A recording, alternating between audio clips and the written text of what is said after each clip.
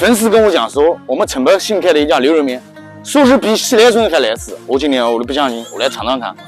今天带着胖子2个人啊，搞2碗面条吃。我订了2张，2系。辣椒呢？正常对。下面香菜呢？都要。哇，这个辣油看上去蛮香。他家的服务啊，环境啊，真的没有讲，这有一说一，它肯定没有喜来顺难吃。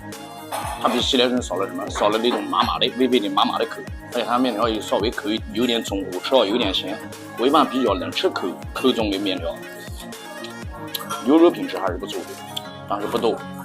面条可以无限加，环境和服务还是没得讲，有那么讲。当然就要说，让我单独的跑到外来吃这个，倒不如去吃喜来顺，就很普通的一碗拉面。你实话实讲，它比喜来顺难吃。不行，和它比不能比，不能比吧，而价格又贵，是吧？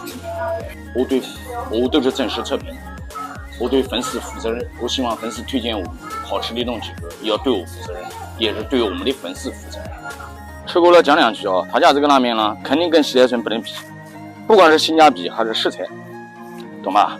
然后这个口味呢，今天我吃的略微有一点点咸，我比较口重的人，但是我觉得他家拉面还是比较咸的。